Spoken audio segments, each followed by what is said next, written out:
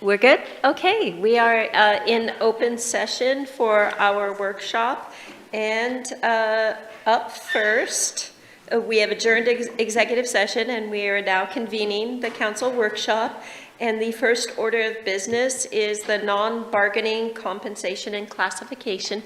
And we have a presentation from Stephanie Nuttall. All right, thank you. Welcome back from our break. And this presentation is going to be a joint effort from myself as staff and Rick Riker and Tom Bradbeer from the Non-Bargaining Compensation Task Force. We're going to tag team this so that they can talk about the great work that the task force did. So the first piece, this is an updated approach to adjusting the non-bargaining employees' compensation and classification based on market analysis and Oregon pay equity law. And the relationship to council goals, it supports council's goal of fiscal stability by balancing the city's financial health and long-term sustainability with the need to recruit and retain quality employees and comply with Oregon pay equity law. As we all recall, there was the McGrath study that was began in 2024, and that was based on a market analysis. The focus on that analysis was on the positions themselves. It was not employee-centered. The consultant grouped comparable positions, and the intent was to bring wages into alignment with the market, as well as address some of the internal compression issues that we've seen. One of the things I would like to note is that the grid that was developed by the consultant, Dr. McGrath, did place market average at step 6. That is a little bit high. In general, a lot of times you see market average at around step 4, and I think Christine Thielen can confirm that, but that's the information that we heard later, is that usually it's a lower step that is your market average. So step 6 is a little bit high, but that still means that we can be in compliance with the market and competitive. The consultant did not place employees on the grid. She did note in there that the most budget-friendly was to place employees on a grid at the closest step to the current wages without a decrease. And you'll hear me reference that as the consultant methodology for placement. So that she made that summary. Staff then took that into account when they made their initial recommendation. That initial recommendation earlier this year, I think it was presented in February, March, April, and May, was the various discussions, and I've got the timeline here shortly. But the initial staff recommendation was to adopt the reconfigured salary schedule and proposed the reconfigured salary schedule proposed by Dr. McGrath, and the proposed step placement that was brought forward to you by staff. And my understanding of how those placements were developed, because I wasn't here when that part was done, is that employees with 10 or more years at the city were presumed to be placed at market average and then adjusted up from there. So that had a number of employees placed at relatively high positions. And I know that that was one of the concerns that council had, was how high some employees ended up. So staff also recommended at that time to approve the alignment of holiday and vacation amounts for internal equity, approve a longevity incentive that it would be consistent with the bargaining units, which is 1% for 10 or more years, 2% for 15 or more years, and those are not cumulative. So you only get 2% if you've been here 15 or more, not 1% plus 2%. And then the recommendation at that time was to approve the reclassification of the IT manager to the IT director, the finance director to the chief financial officer, and the customer service supervisor to utility billing, and that should be manager, not supervisor. So this recommendation, when I talk moving forward, this is what I'm going to refer to as the May 21st, 2025 recommendation, because that's the last time that this was presented. And at that time, council asked staff council then decided that they wanted to create the task force to review the market study and the placements. So the timeline on all of this, it started February 18th with the initial executive session, and then another one on March 3rd, and as we all know, those are now public information. There were some meetings on March 8th and 9th, and then the council workshop on April 14th, and I believe the council meeting on May 21st. There was also a council memo provided May 8th, and then on June 4th, the task force was established. And with that, I'm going to turn it over to the task force to talk about their work since that June 4th date.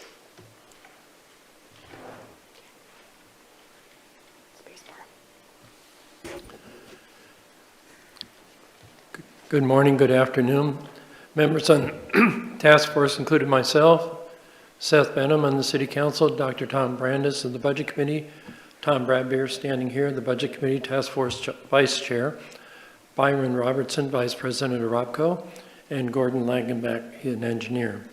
Also, it's already been obvious, great assistance by Stephanie and Diane Fallon as support staff, Dr. McGrath, the public sector consultant, and Christine Thalen, the employment attorney.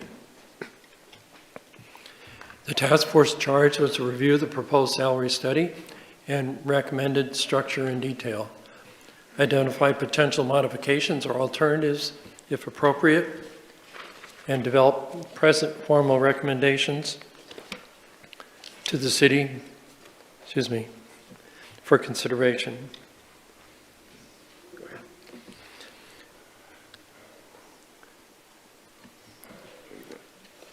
Go back a slide. How do you go back a slide? Up arrow. Okay, task force goals included a competitive markets-based salary schedule for recruitment and retention of qualified candidates for the City of Grants Pass management positions, an equitable transition to the new salary schedule for each staff member, an implementation plan for the new market-based salary schedule that is affordable within the budget constraints. Quick comment on the task force goals. In a certain respect, this is like being put between a rock and a hard place. A competitive salary schedule that is affordable is difficult.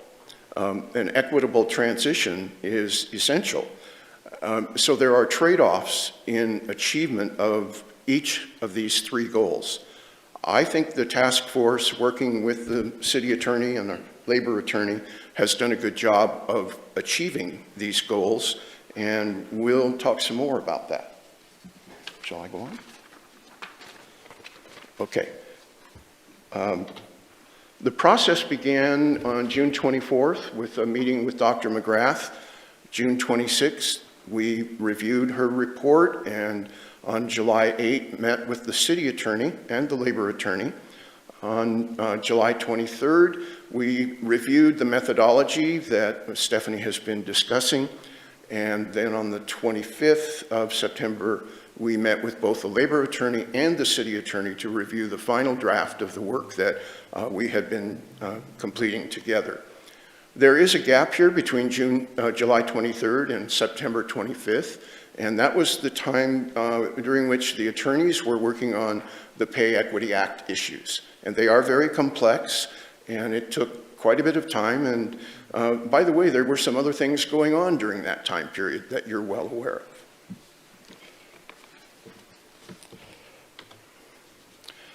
The McGrath study was something that added value to the City of Grants Pass. The value added here is that McGrath has worked with over 600 clients over the years.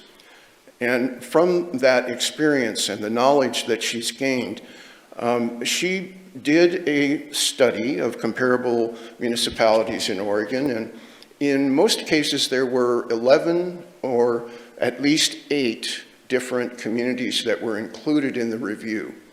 The consultant also used a technique of throwing out the outliers in looking at an array of data. And if there's one that's extremely different than all of the others, that's removed. And the average is then calculated using the remainder. Her experience, her knowledge enabled her to do that in a way that made sense to the task force. And I think it's important also to recognize that it is not simply a survey of salaries. She looked at that data and then considered compression, particularly due to bargaining agreements, and then assigned points to arrive at the new groupings. In doing that, she looked at internal equity, but not the Oregon Pay Equity Act. That came later with the attorney's work. But again, the McGrath study provided significant value added to the city based on her experience, her knowledge, and the data that was gathered.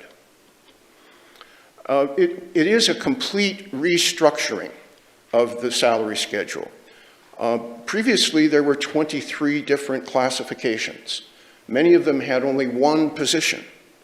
Now, with this recommendation, there will be 16 different classifications or levels, and there are comparable positions within each of those different levels.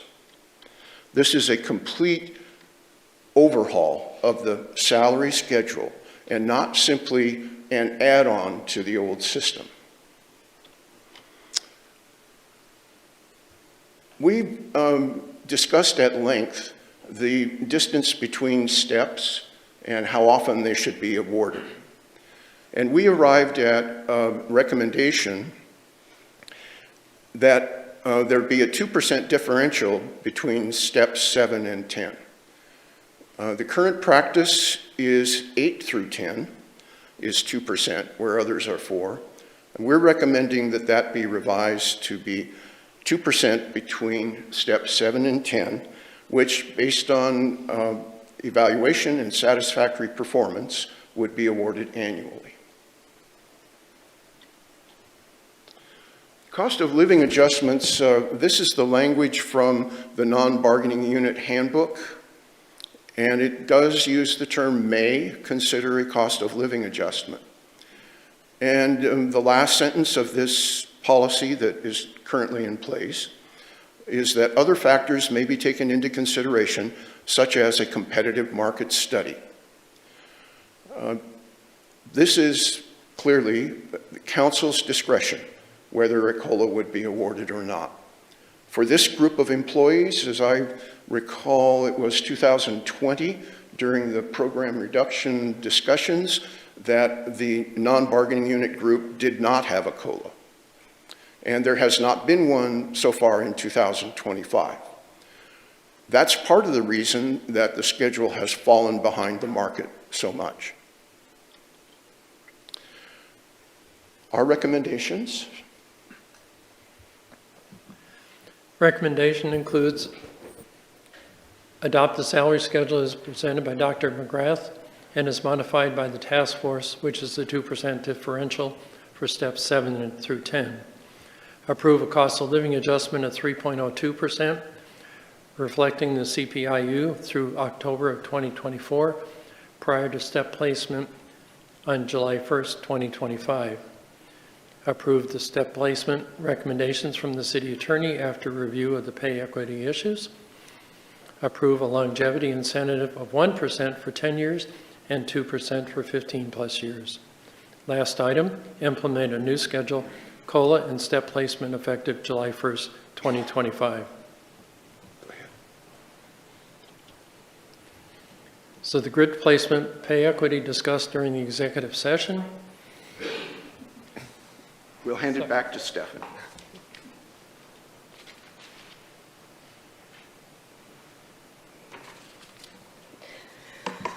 So the task force did a substantial amount of work in reviewing and evaluating that market study and what that should look like and why. And their recommendation is to use that modified grid, as well as apply that CPI COLA to the grid itself. That would be pre-placement of any employees. So the grid itself would be brought further or closer to market. As we noted earlier, we already talked about pay equity and the issues there, so I'm just going to move forward and remind you that the goal here was to bring wages into line with the market and compliance with Oregon pay equity, but limit the budgetary impact. So I have questions on things that were presented by the task force and even prior. When can we ask those? Would you like to ask those now? Okay, so I think, Tom, I just want to make sure, I think you may have misspoken when you said that I've been known to do that. there was a 2% increase between steps 7 and 10. I think you probably meant to say 7 through 10, but I'd like you to clarify. Yes. Steps 7, 8, 9. So and 7 10. through 10 is 2%, because that's not what you said before. That's correct. Thank you.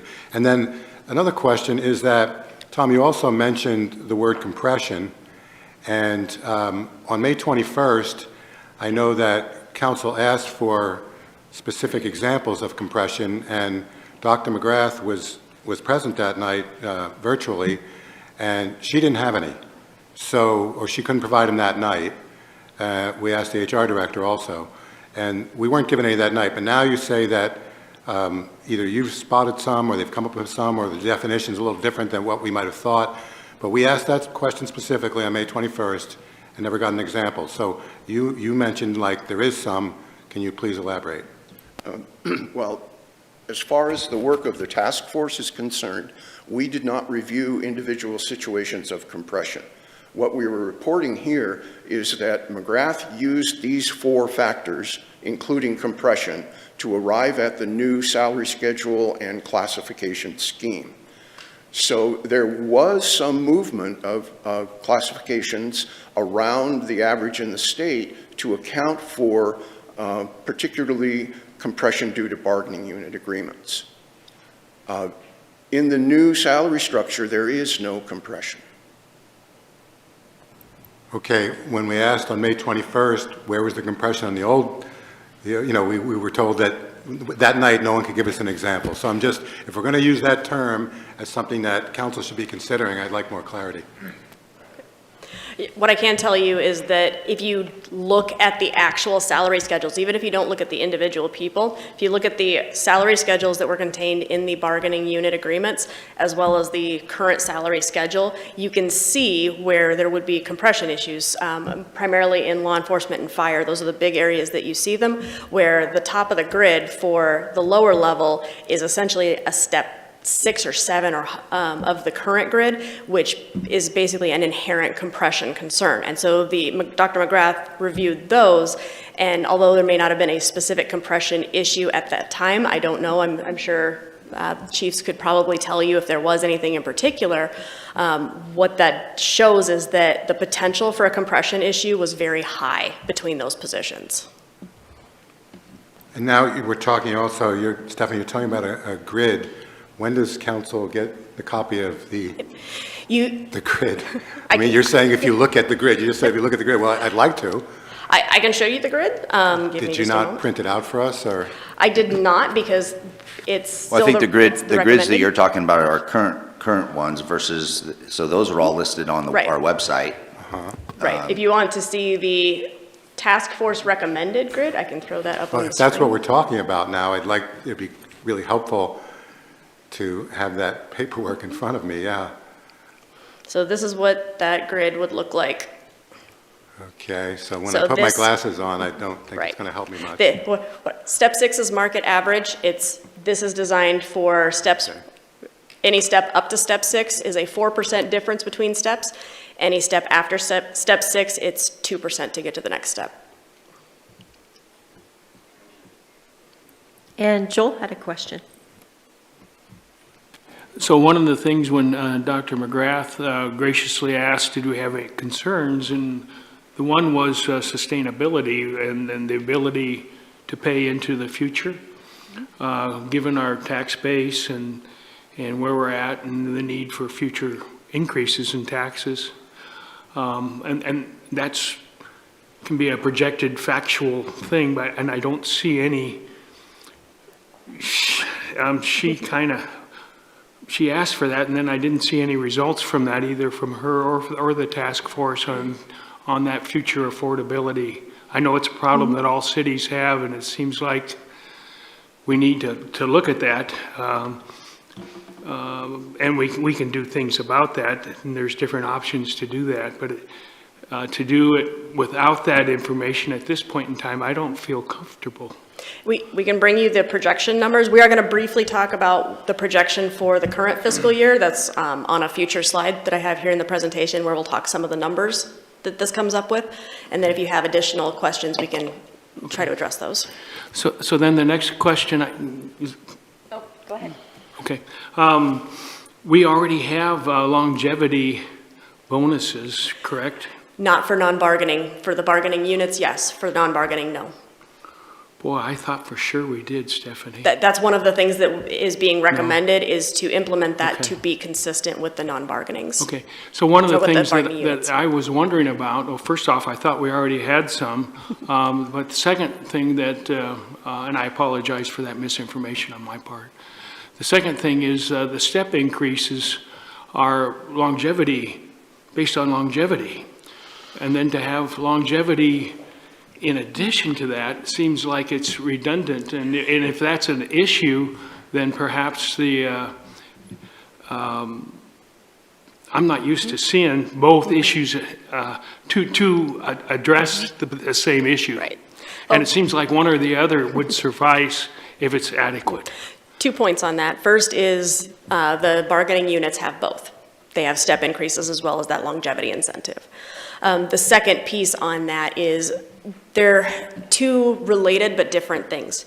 You can have longevity with the city without having the experience that would drive that step increase necessarily. So you might be placed very low on a grid because you don't have the same or similar experience, but you have a ton of time with the city if you've done a variety of jobs. On the opposite of that, you can have individuals with a ton of similar experience that got that experience somewhere else. And so they're not entitled to that longevity incentive, even though they might be entitled to that experience. So they're related, and there's a little bit of overlap, but they are actually two different numbers and two different things that we're looking at. I think JC had something he wanted to add to this too. Yeah, I just wanted to address Councilor King's point of potential affordability in the future. And being consistent with the last 3 years that I've been here with every bargaining unit, with getting a COLA potentially, yeah, it is a concern because we do have finite resources. But that's no different in non-bargaining than it would be for police, fire, Teamsters, and GPEA. I just ask that we know what it is. That's all. I just ask for the facts. I'm not saying that it doesn't exist and that there's more than one contribution to it. I just don't want to make this blindly without having that information in front of me because, for example, and it may show that we don't need a tax increase next year. It may show that we do. And I need to know that as we move forward and what the priorities are for future agendas, what the citizens need to expect. I need to know that and not do it blindly. No, and I would, I believe in past presentations, the original proposal that was brought to council that isn't necessarily this, was affordable in the current fiscal year 26 budget. Yeah, and I understand that. I'm talking 2-3 years out. I'd like to make a quick comment on the issue of longevity. Excuse me, the smoke is getting to me. The 1% for 10 years plus and 2% for 15 is applicable primarily to people who no longer are eligible for step advancement with satisfactory performance. Generally, while a step is not the same as years of service, generally people with 10 years of service will have topped out on the salary schedule. So the incentive of 1% and 2% is responsive to the goal of trying to provide incentives for longevity, for retention, lowering the turnover, making sure that those who have 10 and 15 years of service have some compensation adjustment, whether or not there's a COLA. That 1 and 2% number is deliberate as an incentive for retention. Kathleen and then Rob? So what's confusing about that is that, if we're going back to the averages step 6, then those that have had the step 10 up till now, it's like, it looks like apples and oranges. And I do have some numbers that talk about grid shift versus what employees would actually see if we want to continue through the, Are there any questions on what you've seen so far? And I can continue the presentation and see if you still have more. Rob? So getting back to the retention part of that, so has there been any consideration or investigation into how many of our, we'll say, experienced or long-term employees have left? In other words, how tough has it been to retain a 15-year employee? I mean, we know that, I guess, people who are probably in the prime of their careers going up a step ladder, we've heard that we're losing about 2% a year on firefighters over to Medford. As far as long-time employees, has there been any issue with retaining long-time employees, or are we losing them to higher paying jobs, or have we kept track of that? I don't know the answer to that. I don't know if JC can pull up any information that might help answer that question right away, but we can look into that. The thing is, you don't always know why an employee is leaving, and it may be the pay, but they may not tell you why. I mean, if that's the justification for, our salary levels, retention, and we've got some data on, I guess, probably younger people who have moved in the prime of their firefighting careers or whatever, if that's the justification, it'd be great to know what that data is. Otherwise, it's basically just a statement that may sound good, but may not be based in any data. So I'm just. Yep. There's also the we've got nothing on recruitment that. piece as well. Pardon me? There's also the recruitment piece. I do know that there are people that don't apply to work in Grants Pass because the wages are too low. So we've heard that as well. Or they won't take a job. I can't remember how many that was brought up before too, that there were employees that declined positions because the wages offered were not high enough for them. Yeah, the recruitment end of it. Yep. It's hard for me to imagine, though, that when someone's recruited at year 1 or 2, they're thinking, I'm not going to get a 1 or 2% retention longevity bonus 15 years from now as a reason for them not being hired here. So I'm just saying, if we're going to throw that figure around or that concept around as a valid point, that we need to do it for retention, it'd be nice to know, other than, words in the air, it'd be nice to know if that actually is based in any kind of data or any kind of study. We'll see if we can find that information. Other questions so far? I think we're good to Okay. continue on. Moving on then, back to the grid placement. Again, the goal, bring wages into line with the market and compliance with pay equity while limiting the budgetary impact to the extent possible.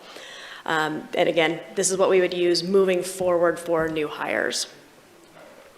The grid placement, so this step 2, the rubric that was developed places employees based on their substantially similar experience. And that is a combination of time in current position with the city, and this piece would not apply to any employees any new hires going forward because they won't have had any time in their current position with the city. Any additional time with the same responsibilities as the current position, and any additional time performing substantially similar duties to the current position. So we've talked about a little bit about what that means and in the executive session, but I'll use, again, myself as the example just so that everybody's clear on how that would work. Since in 2007, I began my career as an attorney and spent 7 years doing prosecution, grants, things like that. That's relevant, but that is not substantially similar work. After that, I took on some civil duties of advising the departments and doing contracting. That is substantially similar to what I do today, and so that would be counted. And then from there, I took on the additional roles of advising the county board, advising the various appointed committees, and so that would be considered same responsibilities because I was essentially doing the same thing as I am now. So that's how we would determine what credit people would be given. It's relatively objective. There's always a little bit of wiggle room in that, but for the most part, it's pretty easy to be able to tell what's substantially similar and what's not. For initial placement, whether it's a new hire or the placement methodology that would be used for the current employees in transitioning to this new system, it would be a 3-year range. So 0 to 3 years of substantially similar experience, you're a step 1. Over 3 years to 6 years, you're a step 2, up to a step 6, and then it stops. So anything over 15 years of experience, you would be at a step 6 initially for placement, and then you would be moving forward pursuant to policy with those step increases annually if you have a satisfactory performance evaluation. One thing to note is that given pay equity laws and state laws, if that placement based on the rubric would result in a reduction in pay for employees, and there are a handful of individuals under this methodology that would be true for, they would be placed on that next highest step compared to their current wages. That would not be a decrease. So nobody gets a pay cut as a result of this, but there are some people that would be initially placed a little bit higher. And then potentially, as we talked about before, we may need to redline to maintain pay equity and freeze that position until it satisfies the pay equity requirements. But that would be an evaluation that would need to take place. If the placement would result in an employee with the same or more experience as another employee in a comparable position, the lower paid employee gets moved up to the same or higher step as the first employee, and that would be a pay equity adjustment, because that's how we have to address those. But again, if it's appropriate, then there would be a red line to freeze that step if we had to maintain pay equity. And then again, we determine whether or not those red lines are necessary for that purpose. So given what you've heard between the task force and what we've discussed today, the final recommendation is to adopt the McGrath salary schedule as modified by the task force, with step 6 as market, 4% difference between steps up to step 6, and 2% difference after step 6. So that would be steps 7, 8, 9, and 10. That the October 2024 12-month average CPI of 3.02% be applied to the salary schedule before we do any placements. That employees are then placed on the schedule based on the experience rubric that's been developed. That the salary schedule and placement takes effect July 1st, 2025, so that would be a retroactive application. That there be a longevity incentive of 1% and 2% given how long an individual's been with the city, and that we implement pay equity adjustments as required by law. There are 2 additional pieces that were recommendations previously, but were not provided as part of the task force's charge that I want to remind council is still part of this whole package. The first is to increase the vacation accruals to be consistent with the bargaining units, and I apologize, I don't have those numbers off the top of my head of what that would be, but I can get you that very soon. And that there be a reclassification of 5 positions. Initially, the recommendation had been 3. As part of the budget process, there were 2 additional reclassifications that were discussed, and so those have been included here. So those would be the customer service supervisor to utility billing manager, IT manager to IT director, finance director to chief financial officer, GIS coordinator to GIS supervisor, and utility worker 3 to distribution supervisor. And I know when we've talked about reclassification before, it's because the people in those positions have essentially been doing the work of those newly titled positions. They're doing those duties. Their job title needs to, and job description needs to reflect that. So with that, we'll move into the cost implications. Technically, there is no budget impact because the originally proposed increases were already built into the budget so that council would have the ability to do what it needed to do when it came to making a decision on non-bargaining salaries. I will tell you up front, just so there's no question, the cost is less than what was originally budgeted and proposed in May. And these are your numbers. So I know there's blanks on your sheet because we were still finishing the numbers when I hit print. Your average grid shift is 18.84%. So that's a pretty substantial shift. That's how far out of market the average grid was. The range is 0.1% to 42.76%. So some grids were right on. They were very close to market, which is nice to hear. Some grids were way out of compliance. We had a 42.76% increase to the grid itself because of how far out of the market range it was. And just so we're aware, this does not include the reclassification positions because that would be comparing apples to oranges. This is different. The average pay shift for the actual employees within those positions, the average is 11.71 with a range of 0.7 to 30.59. And I know that number seems really, really high, but the reason for that is because of how far that grid had to shift and the level of experience of that employee. The median for all employees is 10.76. There are very few that are in that very high range, and there's very few that are in that very low range. Most employees are 10, between probably the 5 to 15 mark is where most employees land. The May 21st recommendation, the average pay shift was just under 3% higher. So it was a 14.56 average with a range going up to 33.21% and a median of 13.18%. So we are lower on average than what that May 21st recommendation was.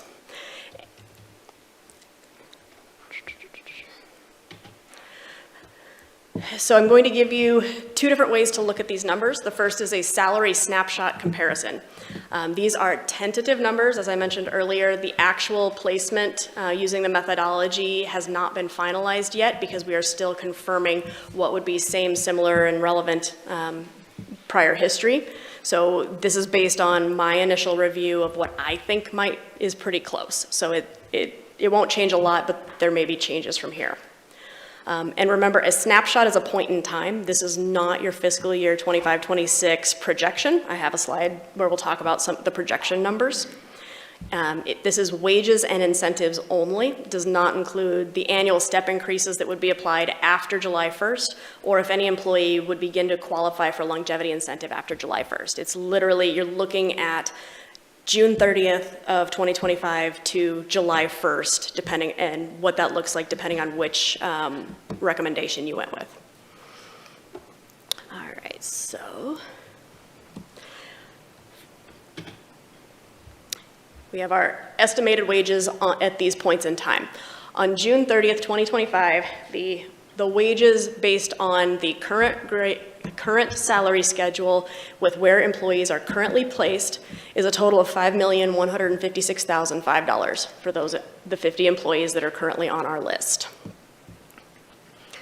From there, I looked at that May 21st recommendation. I know you got the big grid that had the employees and what steps they would be placed at. We took that information and we made some adjustments to it because between May 21st and June 30th, some employees received step increases. That would impact what that final recommendation would need to be.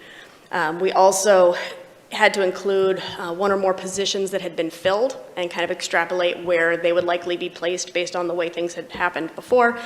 And it was also adjusted to make sure that we're using the same salary schedule as the July 1st recommendation. So if you look back at that May 21st grid that you got, this is not going to be exactly the same, but that's why we had to adjust it, is to make sure we're comparing apples to apples.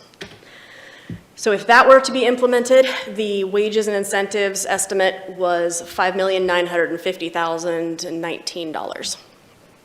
So that's about an $800,000 difference from June 30th to July. This would be that July 1st date. The final number to talk about then is the recommendation that we've been talking about. What does that look like in comparison? And it's between the two. It comes in about $92,000 less than the May 21st recommendation, but still substantially higher than June 30th because we have to factor in those pay equity revisions and the rubric.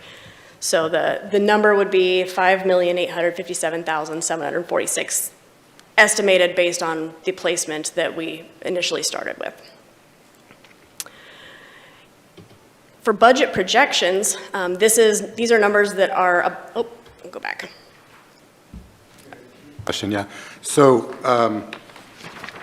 just to clarify as we go along, the $5,156,000 figure, that figure, though, represents a salary structure that had inherent liabilities in it with regards to internal equity, correct?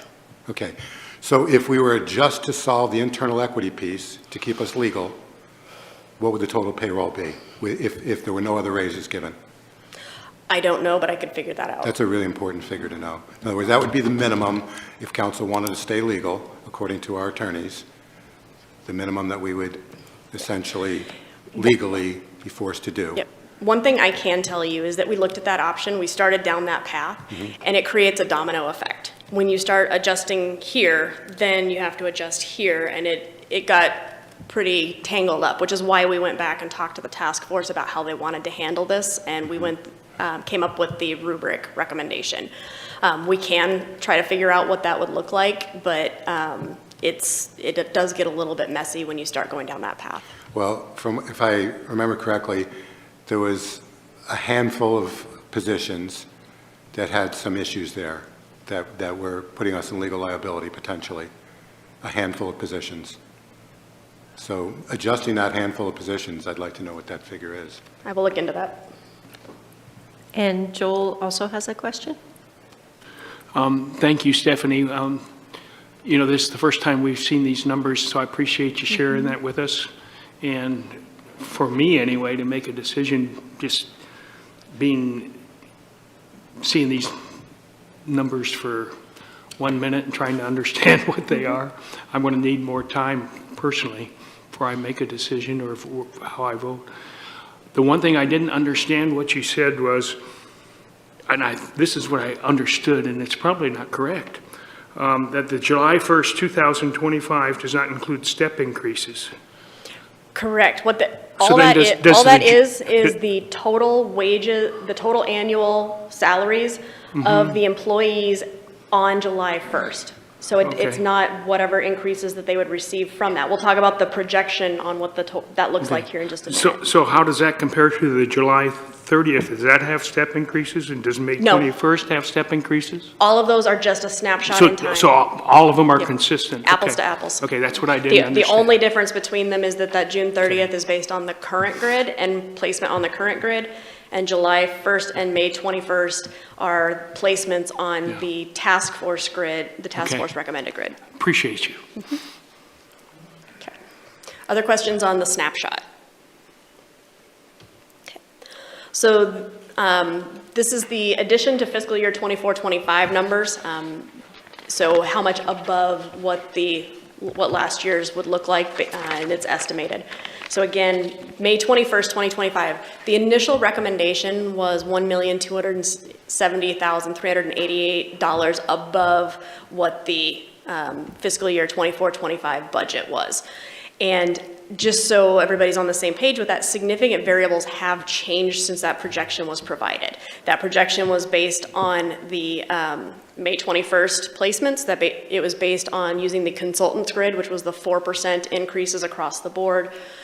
So there are variables that don't make these necessarily apples to apples, but it is a number that you were provided previously about what the impact would be. Of that, $458,997 would have come out of the general fund. So everything else was other funds. With the new proposal, and again, these are estimates because the final placements and pay equity adjustments are still to be determined, the projected total in addition to what had been budgeted for 24-25 is $977,639. So that's about a 25% reduction over that May 21st recommendation. Of that, the general fund amount would be about $200,000 less. So any questions on the 25-26 budget impact projection?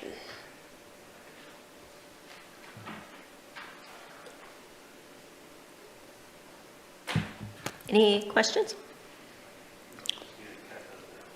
Yep. Okay, we'll give everybody just a minute. And I can send this updated slideshow out after today's session, so you have that.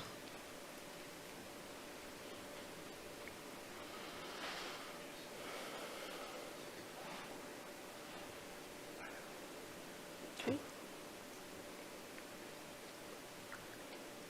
Okay, Rick? Stephanie, do we want to go back for other questions at this point? Or? Yes, I only have one more slide, and it's the call to action and what does council want to discuss doing. Okay, so slide 18 on the final recommendation. Oops.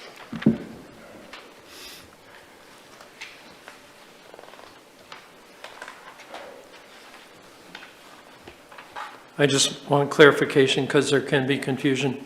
It said apply the October, in the second line, apply the October 2024 12th month average. As I said, I already know the answer, but I want to put it out there so it's fully understood.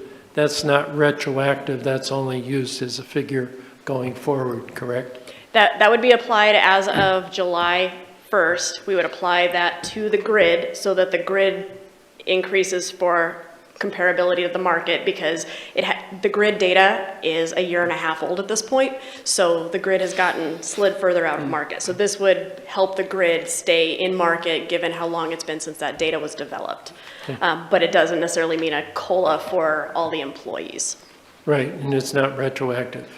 Correct. Right. July 1st is when it would take effect, and then we would go place employees after that, and that, where employees get placed, then that's what would be retroactive, is that employee's information. Okay, thank you for that clarification. Okay, I think we can go to the final slide. Whoop, there we go. So, and I didn't put all the reclassifications on there, but council's discretion on where we go from here. You can move it forward to council action to consider approving the reclassifications, the alignment of holiday and vacation, the reconfigured salary schedule, and the placement methodology. Or you can provide further direction to staff and/or the task force on what else you may need us to do before this comes back before the council for a decision. And with that, I'll turn it over to any other questions or discussion. Any final questions before we go to open discussion? Joel? Well, again, the question is the same as I asked the first day on sustainability and what it looks like 2, 3, 4 years from now on our decision today. And I don't think that should be very hard to come up with. JC, are those, those emails that you sent me, does that provide us with a little bit of ballpark? And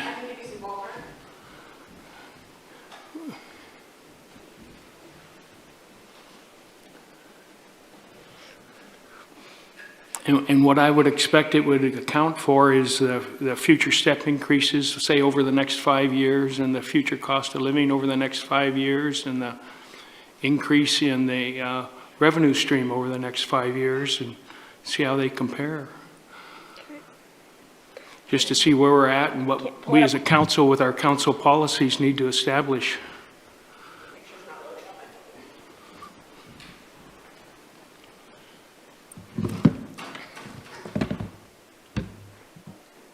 So then I'll jump back to the projection numbers, and I can give you, do you have it up?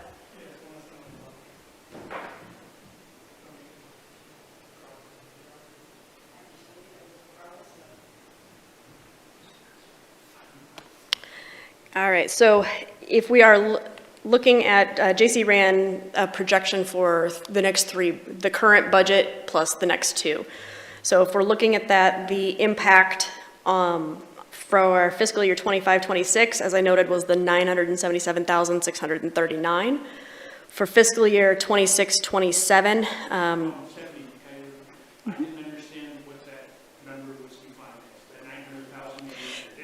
in addition to fiscal year 24-25. So you take 24-25 and add 977,639. So it would be in addition to the new proposal, which is 977. So the new proposal is the 977. So beyond that, so that would be for fiscal year 25-26. You would add the 977,639 to current. For the next budget, the number is $1,122,084, and I can give you that again. And that is the total, or is That would be in addition to fiscal year 25-26. that would be in addition to the 970? Correct. It goes up every year, just like every other bargaining. Yep. So that number is, again, is 1122084. And then 27-28, the number is 1,313,193 in addition to fiscal year 26-27. So again, that's 1313193. And those are estimates based on what a pretty close estimate of where we think people would get placed. It's not finalized yet. Joel, your mic? I'm not sure we need 9 significant digits. His mic, I can hear. Your mic isn't on, Joel. Stephanie, I appreciate what you're doing, and just 2 significant digits is sufficient for this because they're projections. Okay. Sorry about that, I could hear him, he was right next to me, I didn't know you guys couldn't. So then the income stream, and you have it here as general fund and projected total, and the projected, I would guess they would go up by the cost of living. Probably, yes. And I don't know what those numbers would be. Those would be determined on an annual basis as part of the budget process, what the cost of living adjustments would be. And the same projection would be as the projection used for the wage increase, correct? So we would just need to know what that is. I'm not sure I follow you on that one. So I'll look at my own household budget. My income, I'm on Social Security. Or let's say I got a federal pension. It's going to go up probably on the average 4% a year. That's going to be so many additional, in this case, millions of dollars for next year. And then the next year after that, it's going to be even more. And the next year after that, it's going to be even more. My expenses, which would be the salaries, would increase by the step increases in the numbers that you've already given us. So I can make a projection then of where I'm headed in terms of public policy and what we need to do to cover if there's a deficit between the two on the margin, and it's not going to be covered by taxes, then we need to ascertain where we're at and what we're doing. And I realize it's just an estimate. So I'll answer this question because I think this is more of a math question from you, Councilor King. The problem with projections is you're only as good as your assumptions that you make that day. And in your example of adding 4% on 4% on 4%, that's probably going to outpace what we will currently see because the current inflation is about 2.5. And so again, like whatever we project out is I'm maybe a little bit too far out in front of what the actual potential reality could be. But yes, we're always looking at projections when we do budgeting, and we try and get as close as accurately possible. Sometimes we're pretty good at it, and other times we don't see certain fiscal things happen in the rest of the country. And I accept that. That's okay. The other thing is our increase is capped by state law as well on for example, property taxes. In terms of the increase in valuation and the present tax rate. So yes, your property taxes are, but what you award bargaining units is not necessarily capped by any legal law. As we've just given the police association, I believe 6.5% and 1.5 on top of that in one fiscal year. So if you're not willing to do that, which I kind of sense that resistance from you, then I'll do it for myself, and it may not be as accurate as what you would do, but I feel the need to do that. And so we'll do it one way or the other. I don't think there's any resistance. He was just mentioning the projection. So technically what we would do is, from a revenue perspective, you see here the total cost for the new proposal is $977. $258,000 of that is general fund. So we'll project out all revenues for enterprise funds, which are come from your utility bills. Sure. We know that that's increased each year based on your cost of living index. We can estimate 3 years out, 4 years out, 5 years out cost of living. And use the same assumption And you used increase for the those wages. increases. And then general fund, we are allowed to go 3% increase each year. So you just increase the 3% general fund dollars that we receive each year, which would give you projections on what those two items are. Okay. And I can do that, or JC, if you want to do it, you can do it. Either way, I'm okay. I guess how far out do you want me to go? Well, here we went out, 2 years? So a minimum 2 years. Okay. Good. And again, I'm just looking at public policy and trying to see, this is one of the implications and the results of our decision. It's a fair question. Any last questions before we move to open discussion? All right, let's move to discussion. Anybody have points for discussion?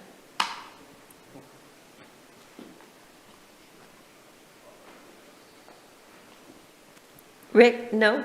Okay. I have one point for discussion for council to consider in looking at this and moving forward, and greatly appreciate council's efforts so far and the task force's efforts and staff's efforts in doing this.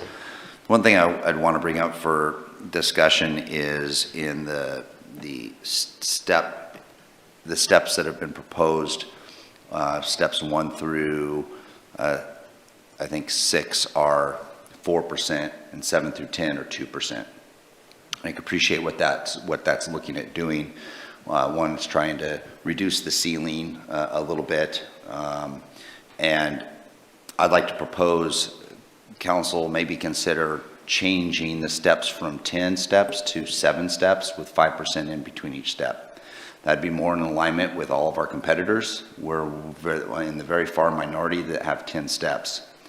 One of the things in taking a look at this is, in discussing this with my colleagues, is I'd actually would rather have it flipped. I'd rather have steps 1 through 6 be 2% and 7 through 10 be 4%, where when they're at their best, they're experienced, we're able to provide them with the 4% in that part of their career. When they're getting and learning, they're getting 2% each year. Of course, from a recruitment standpoint, that wouldn't really fly. My concern is also from a retention standpoint, I'd have concerns. It also, what was mentioned here in the presentation, now that I'm thinking about it, is one of the things we mentioned is we're at market. Step 6 is at market, and I think our attorney and both attorneys mentioned that that's relatively high compared to some of our competitors. And the reason is we have a 10-step system. If we went to a 7-step system, that would be that would put it at step 4 at market, which is more comparable to our competitors. And then also when we look at placement based on experience, instead of being 3 years for one step, I would say it'd be 4 years for one step if you're going to shorten that from 10 steps to 7. As you may recall, or some of you may recall, Rick, you were on the council at the time. A number of years ago, we were trying to fix the salary structure, sort of like what we're doing now, and we just didn't have the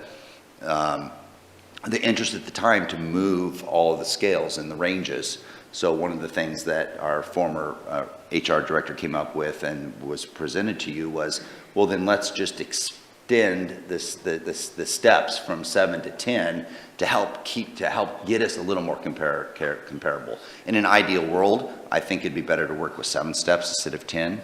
And so through your discussions, it wouldn't have any kind of increase in the top step. The top step would still be the same. It would just top people would top out at 7 instead of the 10, and you'd be looking at 5 between each step. That's just something for consideration.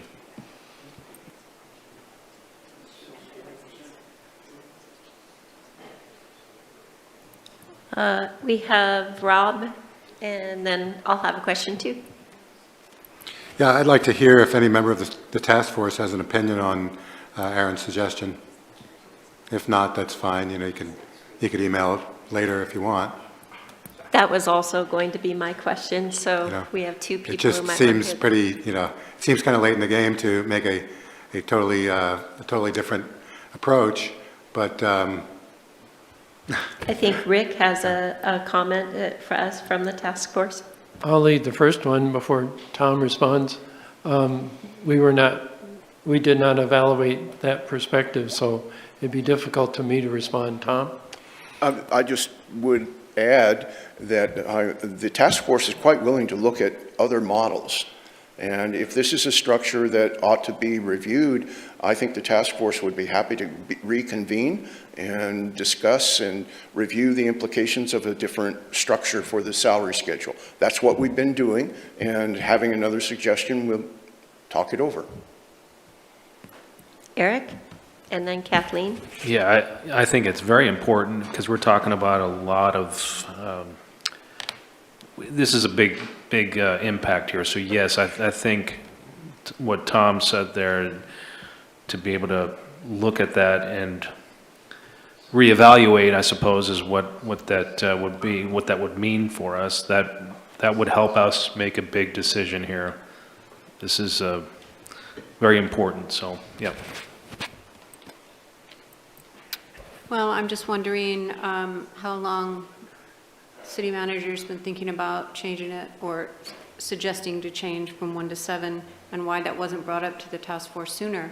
It seems, you know, kind of odd now that it seems like everything's in place to throw that out there, but truly, we should reconsider something because it's obviously huge sums of money and everything's worth looking at this point. Rick? As part of our discussion is, if we look into that, one of the bases of our approval was to use a consultant study, and her consultant study was based on 10 steps. So either we would have to employ her to revise that, or else I'm not sure how we would proceed to address that. Thank you. And Joel? I would just say kudos to the task force and to staff for putting everything together. And I think we're getting really close. I did want to make a comment on the retroactive business. You know, it's not the employee's fault that this hasn't happened. And so I lean towards making it retroactive. I think that it should have been done in a more timely manner from their perspective so they would be made whole. Other people may feel differently, and that's okay. But I'm not ready to make a decision on this till we explore the 7-step option and get the firm numbers, not 5 minutes before we're asked to make a decision. And then also look at the projection 3 years down the line and see where we're at in terms of, and I think we may be fine, but I don't want to make this kind of policy without looking at that.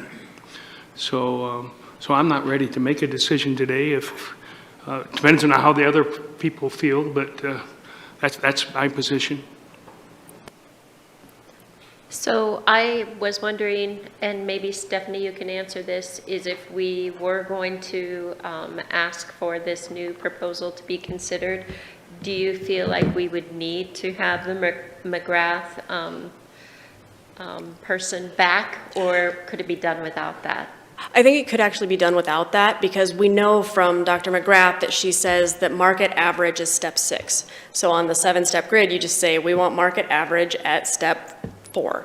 And from there, you want 5% difference. You can calculate above and below that market average. So everything would just be based on market average. It would probably take 30 seconds to have Excel calculate those numbers once we know what you want to look at. And Rob?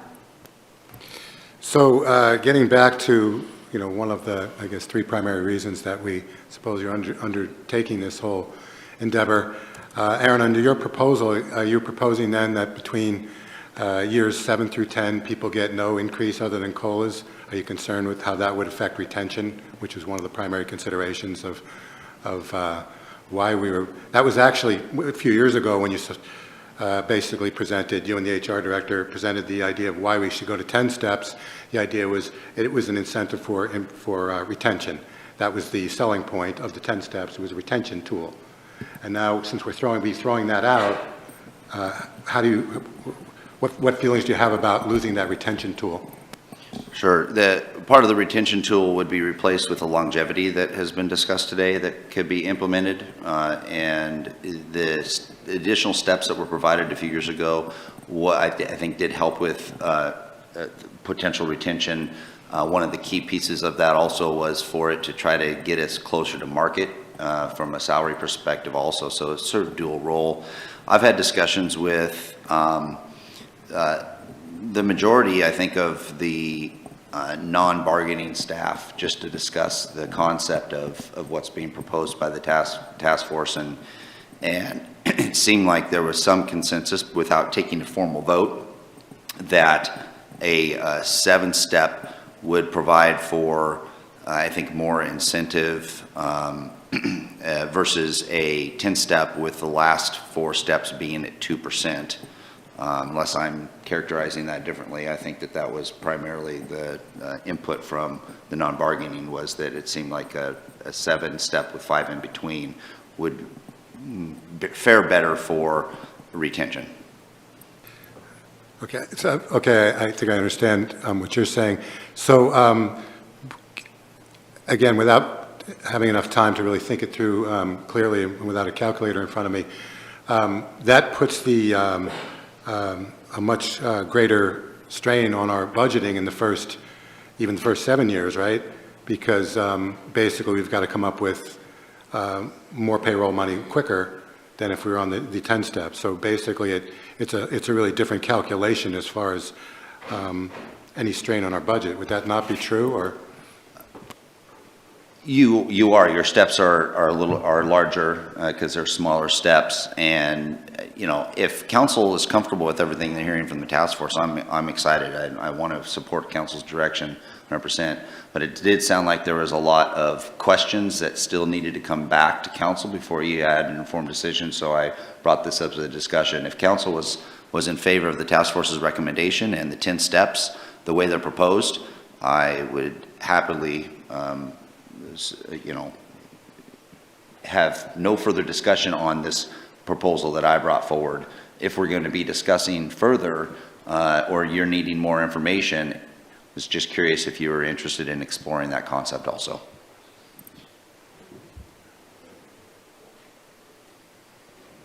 So it seems like, council can help me with this, that there was some information that people wanted to see, perhaps the actual salary schedules was one of those things. That was there anything else that council wanted to be able to have?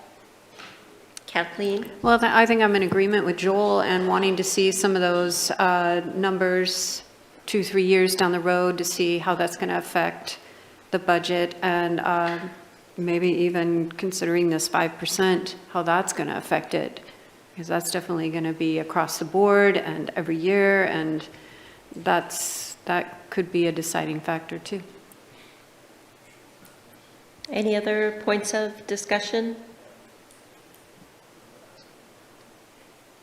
So, and correct me if I'm wrong, but it sounds like council is saying we want to see 2 to 3 year out, or through 27, to see what the increase would be year to year, to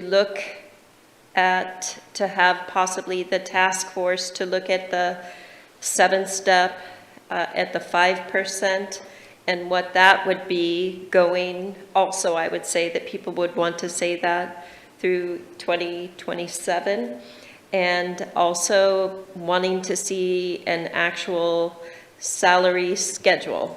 Did that include everything that council wished to see, Rob? Yeah. Yeah, I'd like to see the projections at least 3 to 5 years out. I understand the further out we go, they could be inaccurate in either direction, but we're not doing this on a 2-year basis, really. We're considering the future of the city for more than 2 years. So I'd like to see those projections for 3 to 5 years. Eric? I'm not remembering exactly the exact topic, but Stephanie was talking about the domino, that the problem would create a domino effect, the question about what Rob brought up. Can we clarify that a little bit? Maybe we can get some more clarity on what that would affect in terms of how many dominoes would fall, the proverbial dominoes. Yeah, that was related to, if you may recall, Stephanie and stuff, the Councilor Pell's question about bare minimum, if we just fix the compaction compression or pay equity issues currently right now with the say, I'm just going to throw a number out there, 7, 5, 10, whatever it is, then it ultimately, like you mentioned, does a domino effect. Projecting something like that out also as a minimum cost or action is something I think council was wanting.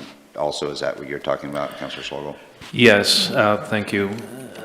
But essentially, I guess any and all factors with that. I'm not sure how much I'm talking about there in terms of how much work we're considering here, but I mean, if it's available, we would like to have as much information about it as possible. I can look into that and provide you as much as possible. Thank you. So, Rob? so again, and I think it's clear to everybody, but in other words, what was the minimum that the payroll needs to be increased to solve our internal pay equity? As a baseline, what's the minimum? and then we can actually see what we're doing over and above that. And Joel? Hopefully I'm not too burdensome here.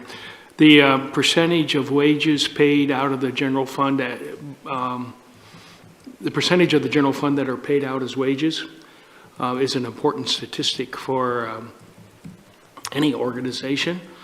And I think we're pretty healthy in terms of the percentage of dollars that go to pay wages. But what I'd like to do in those projections, if we can, is look at our total wages and see what that is as a percentage of the general fund as we move forward and what the trend is. That would be useful information as well. And it shouldn't be too hard to do. And again, I can do it myself if you guys don't have time. So, am I communicating? Okay. Other points of discussion? Rob? Yeah, before we finish this, I just wanted to, I know other people probably already have it. I want to thank the task force, and I've interacted with most of you on different task force and budget throughout, but I really want to especially express some gratitude towards Byron Robertson, only because I don't necessarily know that your contribution was any greater than anyone else's, but I know that you stepped into a world and a compensation philosophy that was totally foreign to the language that you were used to speaking in the private sector. And I really appreciate your flexibility, and I really appreciate the perspective of a successful private sector employer that was looking at this type of compensation, step plans and so forth for the first time. So I really appreciate that, because I know this was a whole different world for you, and I appreciate the time you took away from your job. You're not a retired guy. I really appreciate the time you took to do it for us. Thank you. All right, so now it seems like what council would like to direct staff to, the information to give to us would be to look at the proposal, the 7-step proposal, to have the salary schedule provided for us, and I think that would be for each of the options, and to have projections. I think that was for at least 4, was it 4 years out at least, or 3 to 5 years out? And if I understood you correctly, Joel, it was the percentage paid out of general fund. Was that the ask? I may have written it down. Total wages paid out of the general fund. What is the percentage of the general fund that's totally paid out wages? And it's a metric that can be used to describe the flexibility of the general fund, because I've been in an organization where 90% of the general fund dollars were wages, and we're not there, which is a good thing. But there's a healthy range that you want to be within, and the trend of where that's going is important to ascertain as we make this policy decision. And then the last thing that I had was just the bare minimum fix to fix compression and pay equity. And I did have one additional that may not have been on your list, that you'd like those experience numbers firmed up about where the placements would actually be, not the tentative numbers. You want the actual, the more accurate numbers. Okay, thank you. I didn't have that one. All right, does staff have direction? Yes, we do. Thank you very much, Council. All right, thank you, everyone, and thank you to the task force. Thank you to Stephanie and our guest attorney, whose name just went out of my head, so thank you very much. And we are going to be moving on to our next thing on the agenda, which is the Caveman Pool, and we have presentation.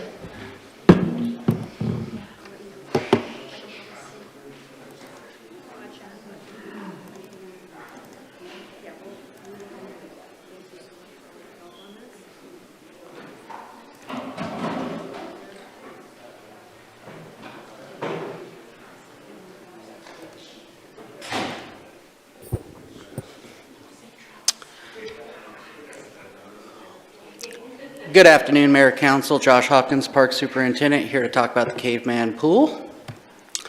Subject and summary, City Council's discussion on how to proceed with the Caveman Pool project, or just really what are we doing with our pool. This is in relationship to Council goal of infrastructure for providing high-quality, accessible parks, attractive public spaces, and enhancing the community well-being, encouraging economic vitality, and reflects the city's unique character.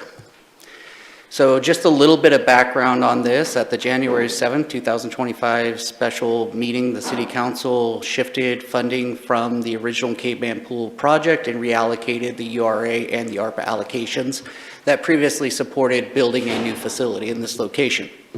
At the April 14th meeting, City Council workshop, we had reviewed remodeling options for the Caveman Pool facilities. That was just more in line with doing a remodel, just repairing what we had. And City Council expressed interest in exploring the option of having School District 7 take over the property.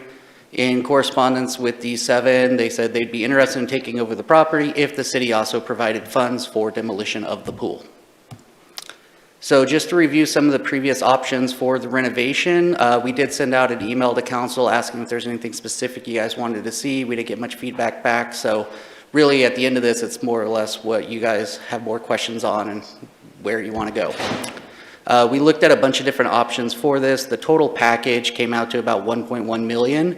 With that, you did have a lot of options you could choose from that, whether or not we wanted to add a water slide or to get decking packages and things like that. As far as issues at the Caveman Pool, we have a lot of leaks. We have a 75-year-old concrete vessel that just seeps water out of it. If we are looking to do more of a bare minimum style project, the pool membrane liner would help with a lot of that type of stuff, as well as even the PVC decking would be a better safety feature than our current just exposed concrete that's currently there. That estimate did not include any sort of changes that the bathhouse may need as far, or upgrades to the mechanical room or the underground infrastructure for like the main lines for the pool. Additional needs were that the boiler and heat exchanger have been faulty for quite a while and the heat exchanger leaks quite a bit. We did receive an estimate of $83,760 to replace our current boiler with a new system, but that one had a caveat in it that they wouldn't warranty the product unless we did repair the leaks in the pool and address those. We also need like a new hot water heater, filtration, pumping, chemical system upgrades, lots of rust mediation and pipe repairs. Part of what caused our delay this year when we were trying to open was we have to open everything in our pool in a series of valves, and pretty much every valve along the way broke due to the 30, 40-year-old nature of the valves. And then we've got the main pipe and drains underneath the pool that have issues as well. We know that those are leaking to some degree, and the sump drain system that keeps groundwater from intruding into the pool isn't operating correctly. Based on ballparks from some of the industry professionals we've worked with for the mechanical room side, for everything, including the boiler, replacing hot water heaters, filtration pump, and even some of the pipe mitigation and rust repairs, they were estimating around $500,000 to be able to just do like a whole new system in there. That does not include like the main drain underneath the pool or the sump pump system for keeping the groundwater out. As far as season attendance, we did reach out to the YMCA to see how we did this year. Normally, they report back all their financials and this information in December based on the way the contract works. But since we were having this meeting, they were able to get us the numbers. In general, they actually had a really great season comparatively. A significant increase of over almost 15,000 users at the pool this year. 2023 had 8,500 users. 2024 had 9,800 users. So we are seeing an increase in the pool usage, and we were kind of hoping for that. Part of what caused the big decrease was during COVID, and then just building it back up from there. Also, the YMCA has done a lot more focused activities at the pool that draw people in, including their family nights with movies in the pool. That was a big draw for people, and they've been doing a lot more programmatic style over the last year and a half at the pool itself. So with that, the resources, currently we have the LB 6393. It's called Restore Replace Caveman Pool. It has about $58,000 left in that fund. And for potential costs, that's really at council's discretion.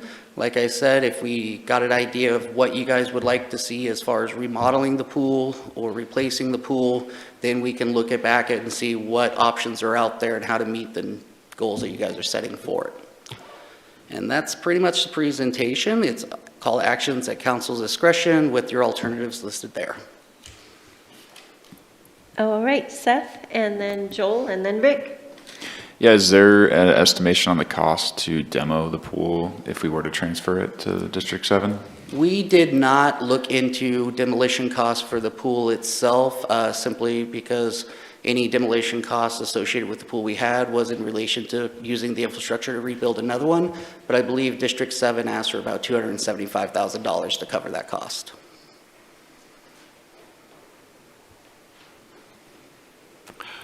Josh, good presentation. You know, I've worked with you long enough to know that you're always thinking. What would you do? I'm of the opinion that the city of Grants Pass needs a public swimming pool, so I would put funding towards either preserving this vessel or building a new one. And to preserve it, what would you do? To preserve this vessel, I would need to do a little bit more exploration. We're doing it right now on the pipes underneath the pool and how the circulation system works to see if we maybe have some sort of leak break that we'd be able to replace easier. But bare minimum, you'd be looking at a liner, PVC decking, and then upgrades in the mechanical room. And then hopefully between the liner, because we know that that's where a significant portion of our leaks is from the main vessel itself, that would solve a large part of the issues. It would allow us to be better able to stabilize the pool chemicals and keep it operating. Those liners have 15 some odd years worth of life expectancy, but we do have the issue of it is a facility built in the late 1950s, and it doesn't address any sort of ADA upgrades that would need to happen to the bathhouse and those types of things.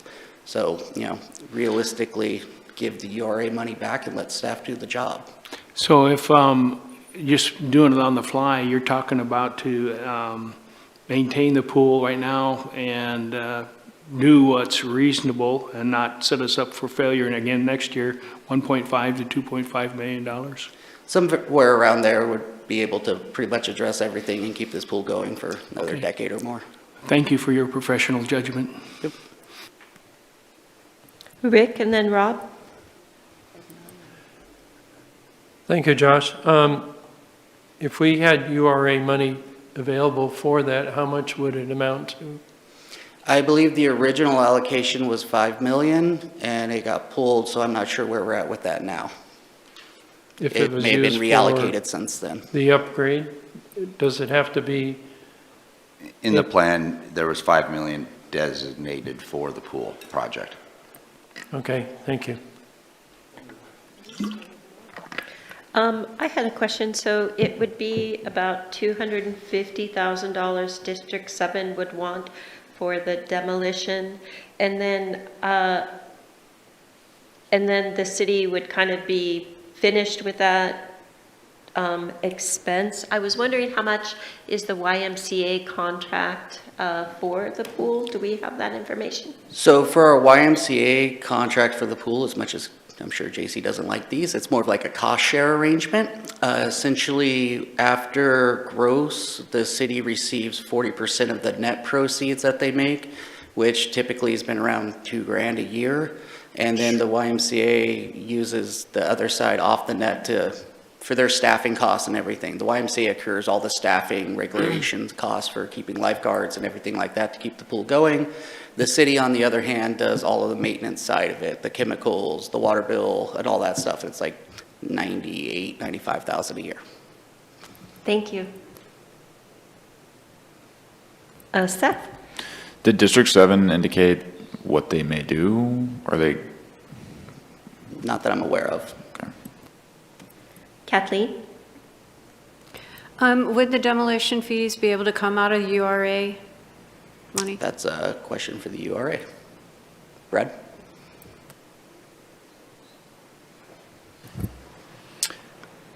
It's a good question. I mean, we haven't looked at it. I don't, off the top of my head, I can't think of any reason. Why they wouldn't be, or? Well, I don't it's, know. Urban Renewal Agency did encompass that and is defined as a blighted area and public improvement. So there could be an argument that you could use urban renewal dollars to help demo the site, to prepare it, to get rid of that encumbrance, to prepare it for some other development. Of course, it would be, if you were to give it to the school or sell it to the school, it'd be not going back on the tax rolls, likely it would be a school property. Oh, did you have another question, Kathleen? I- And then Rick, and then Rob? I just wanted to know, is the school willing to revamp the whole thing if we, Let me, I I'll mean, address that. will they replace it? No. So the school did not state that they had an intent to replace or operate the pool. It sounded like, based on my correspondence with the superintendent, that the school would be interested in the property, but is not interested in the pool. That's why they asked if we were to provide them the pool. They would prefer to have it demoed, and they were asking for us to provide them the money to demo it, so then they could do what they wanted to with the property in relation to, unlikely, it's a continuity to, with the surrounding high school.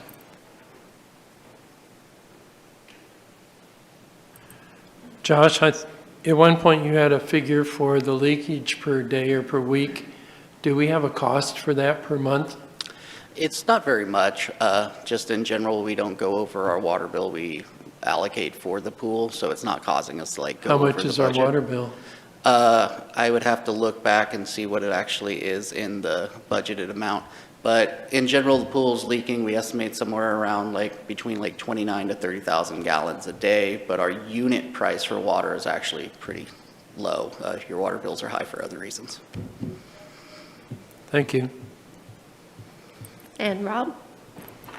So Josh, losing that amount of water, how do you have an idea, a guesstimate as to what that does to our chemical costs?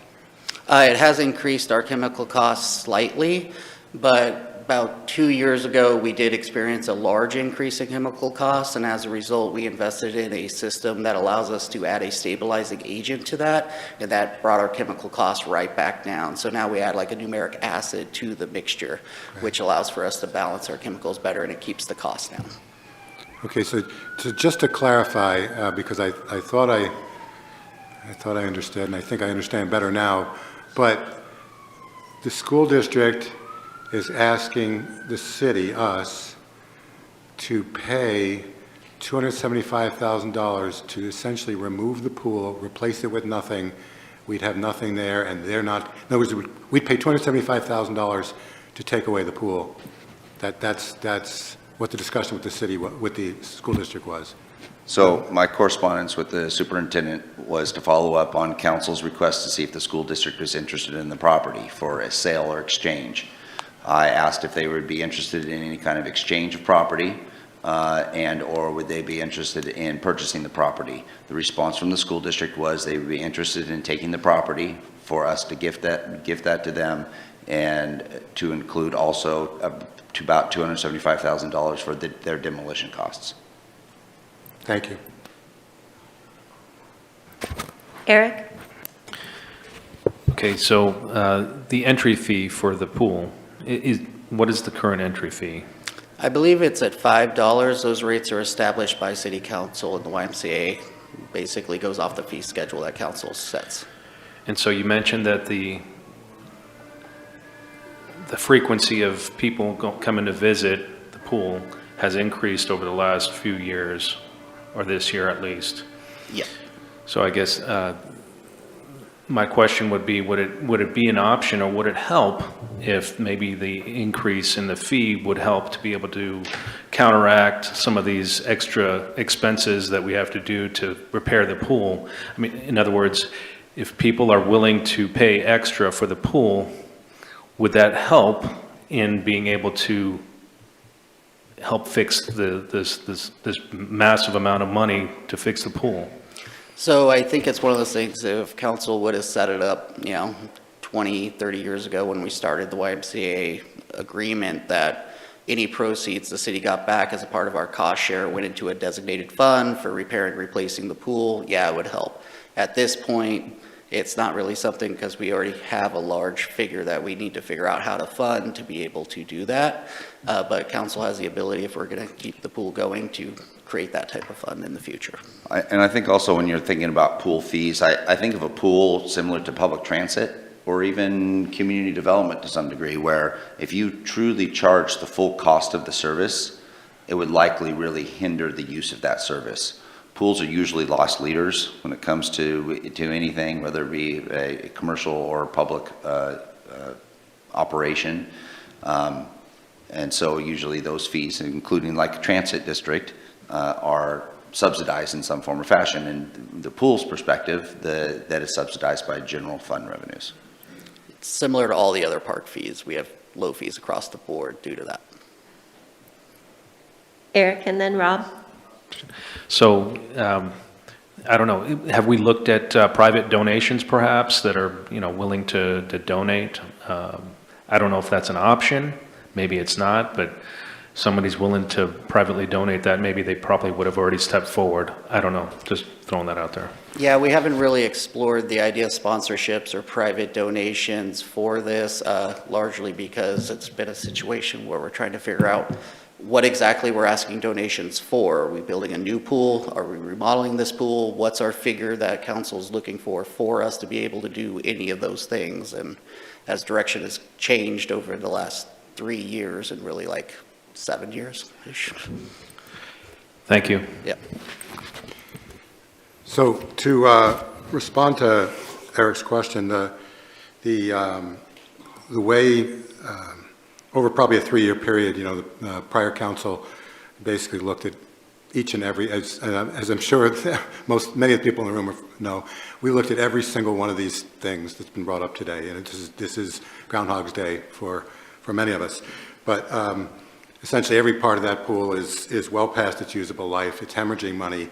There's essentially no one part that's worth fixing because other parts around it are crumbling, and that's been the reality for a while. But responding to what Eric was saying, it was, we'll say, the thinking or the philosophy that I certainly shared is when we talked about adding a couple of water slides or adding a dive platform or spray park for younger kids, was that increased usage of that pool could dramatically increase the revenues coming in.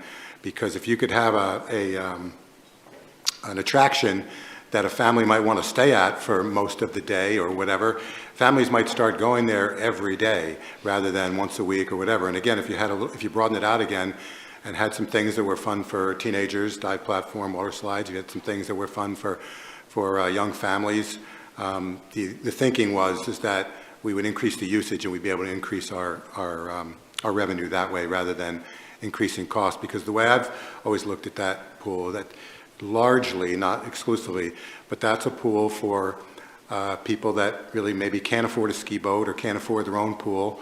And it's just something that the more attractive we could make it for average people would be a way to increase revenues rather than actually increase the daily entry fee. Rick?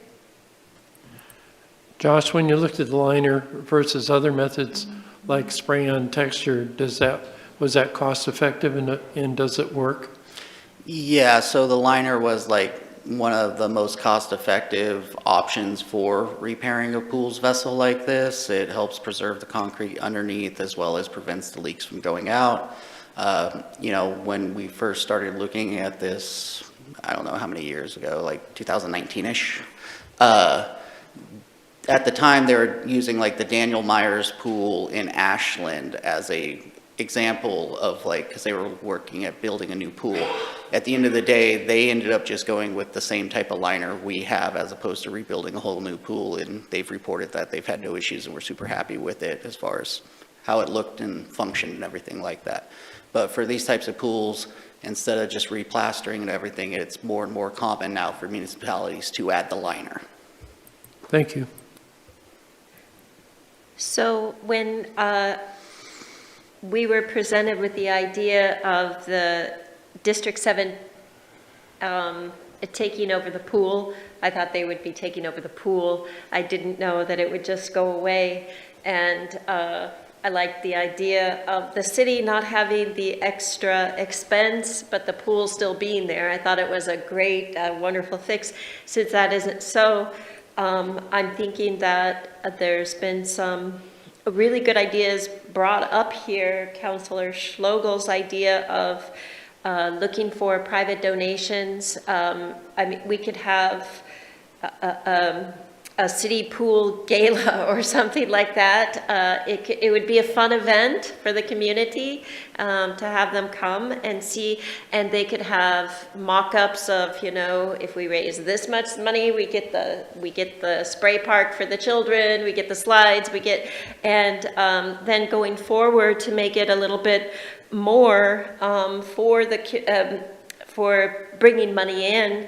We do does the city, we don't do park passes, but we might consider doing something like a pool pass for people where they could, if it was a better place where they would go all the time, maybe they would have a one-season pool pass or something like that. Oh, do we have something like that? Yeah, the YMCA has family and season passes. And that works for our pool? Yep. Oh, okay, all right. Well, I would like to see if we could look into some private donations from the community in a fun community event. Like, you guys need one more thing to work on, I know, but it would be really a fun thing for the city, perhaps. I don't know if anybody else has any ideas about that, Kathleen? Well, not about that specifically, but you had mentioned that in the beginning, if the city had set up a mechanism to put the monies into repair costs, is it still too late to do that? No, the city can do that for pretty much any type of project we build. It's up to council's discretion to give us that type of budgetary authority and direction. I will say that it never works for parks, at least, because those are going to ultimately be considered general fund type of unrestricted dollars. And so anytime a council has a new need that comes out, you guys go back to those funds to pull that need out. So just historically, it doesn't really track well for parks, but you guys can establish those funds as much as you like. Any other questions or points of discussion, or anyone would like to make a motion or give staff direction? Kathleen and then Rick. Well, it just seems if the city really wants this, if the residents of this community really want it, it's worth a try to see if this could be something to save the pool. We've heard a lot of residents come up and advocate for the pool. We've seen the YMCA not want to take it over. Now we see the school district not want to take it over. So it's really falling back on the residents and their willingness to use it and, you know, make it something affordable. I would be supportive of the idea of looking at private donations as well, and that could be possibly explored using a survey. The other thing is, I would be in favor of, say, looking at $1 million or $1.5 million of the urban renewal funds and see how effectively that would look at restoring the pool as well. Thank you. All right, anyone else? Rob? Yeah, prior council also discussed the ideas of sponsorships for some of the attractions there. And it would seem to me that if the council was to commit to essentially basically a new pool there, because every single part of that is crumbling around every other part there. So whatever it would require to and to look only 10 or 15 years ahead, I don't think is really financially very, very wise. I mean, a pool like that can last a lot longer. But if the council were to commit to a certain amount of money to put a pool in the ground, I think it might be a lot easier to then have to look for sponsorships for an Asante dive platform or a tap rock slide or something of those natures. But for the council to commit to it first, I think we'd have a much better chance of then attracting sponsorships that would want their name associated with a particular amenity at the pool.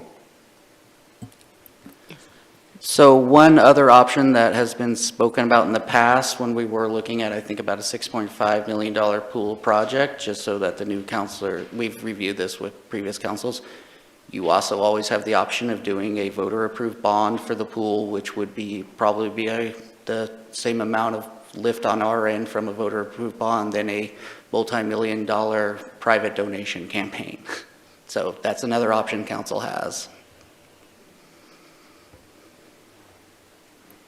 So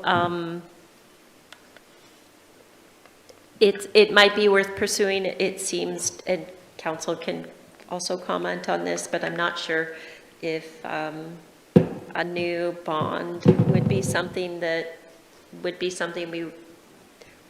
successful. Just kind of thinking out loud there, but the ideas that I have heard, unless someone has something else to add to it for direction for staff, would be applying, instead of the 5 million that was from the URA, Rick, was it 1 or 1.5 from the URA that you said? 1.5 million from the URA as like seed money, and then looking into having private donations, maybe some kind of a gala or a fun activity from the city. Any other suggestions or direction from council? Rob?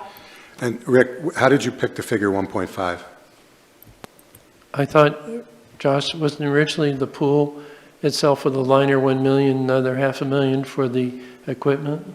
Yeah, that was the estimates for that side of things. The other thing to keep in mind, I guess it's more the question, are we looking to just remodel the pool and maybe add a water slide feature, or are we back to looking at building a new pool? And that's what we're going to be promoting to the community. If you want us to look for private donations, a bond, anything like that, we need to know what it is we're promoting to the community to get those sources in. So the figure I was using was just to repair and maintaining the pool. And if you want to add other amenities, then we could get private funding for that, whether it's for slides and so forth. And of course, if the public saw that we were repairing the pool and making an upgrade, they might be willing to invest in those other improvements. So the 1.5, now, of all the different pieces, which is basically everything that's falling apart, is that the figure that you gave us for essentially fixing everything that's falling down?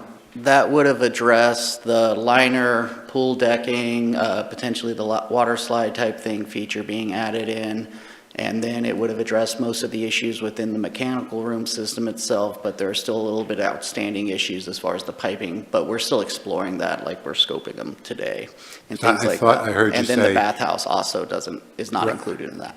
Right, I thought I heard you say 1.5 to 2.5, but maybe I misheard. That was Councilor King saying 1.5 to 2.5, and I was agreeing like, yeah, we'd be able to repair the pool in its current state to a decent amount to that. If we are looking at adding features like going to the community and saving, we need a diving board, that means we have to make the pool deeper, and it wouldn't be that, because then we'd be back at demoing the pool and building a new one.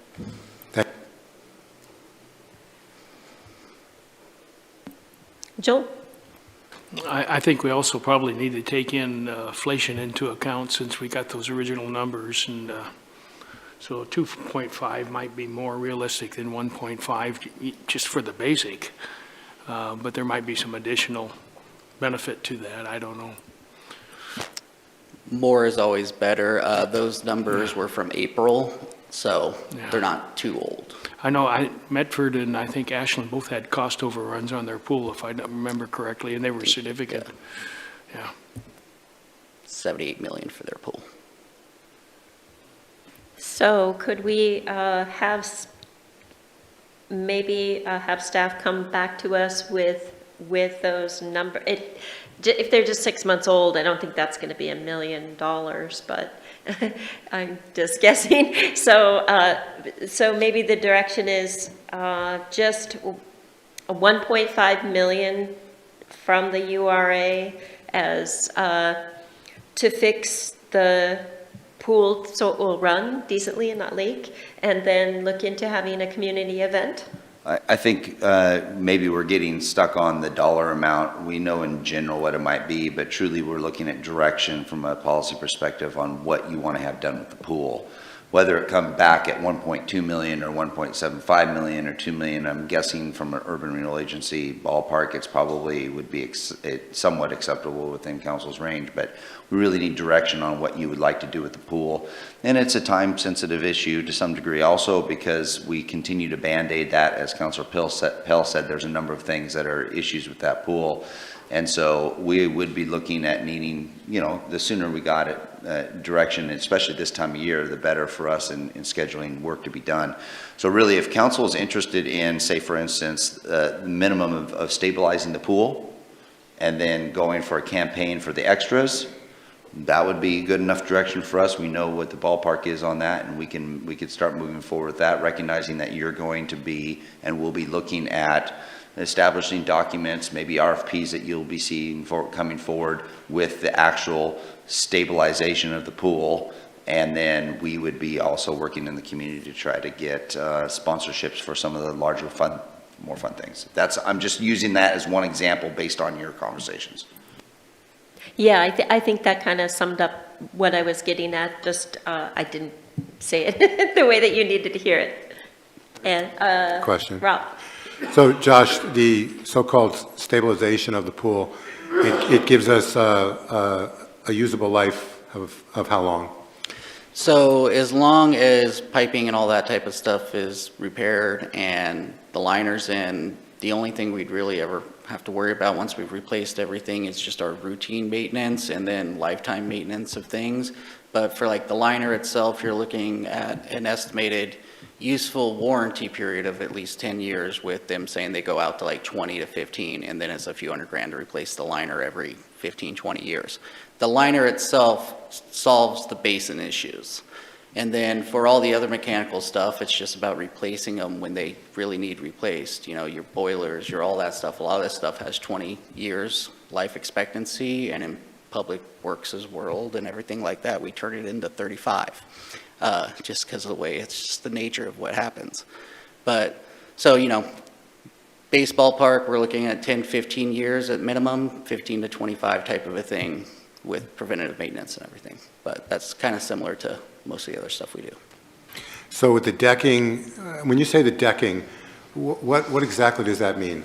So the decking right now, we have just a concrete deck. It's got cracks in it, lifts in it, and things like that. One of the things from the proposal is to have like a spray-on PVC decking, like what you see in interior pools like Club West and things like that, which provides an anti-slip surface and then helps better preserve the concrete underneath it to, you know, further extend the useful life of your concrete, and it just makes it much better using or useful. For the users of the pool, it's a much better experience to have that type of thing. It's just kind of one of those things, if you're doing one, it makes sense to do the other, because the same companies can come out and do that as one big package for you.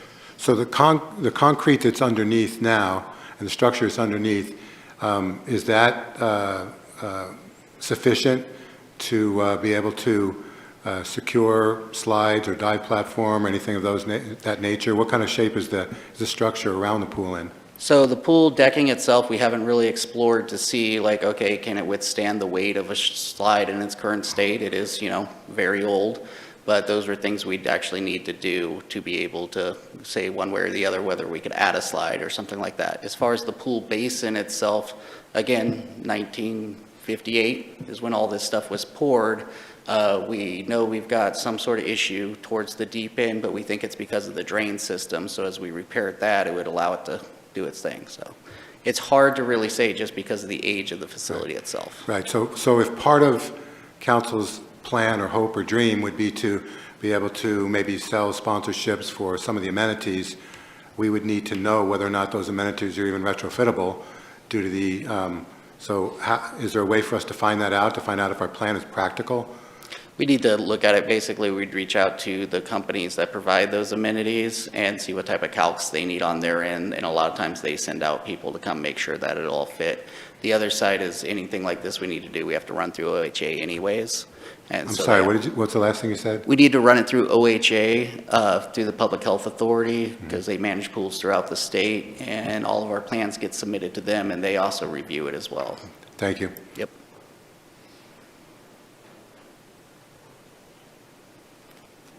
All right, any further questions, comments? do you have direction? Yeah, just to recap the discussion, looking at moving forward with making progress on stabilizing the pool and in its structure itself, and looking at having community sponsorship for some of those extra amenities, utilizing renewal dollars in a range of anywhere between $1 and whatever it is, $1 million to make that happen, and starting to go down that road and take care of those issues as we need to, working with our other professionals to make that happen.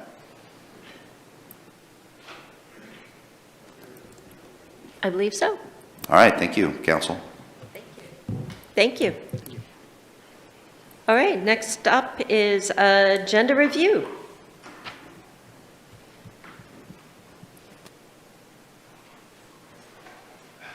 Are there any items for the agenda that counselors would like to look at? Staff? We're good. I know we don't have a meeting this Wednesday night, I'm just stating that as to the public also, because there's a number of council members and some staff that are going to the League of Oregon Cities Conference. So I look forward to seeing you there and for our next meeting. All right, thank you. And so I'm looking for a motion to adjourn. A motion to adjourn? And we have a second, and thumbs up for adjourning. All right, we are adjourned. Thank you.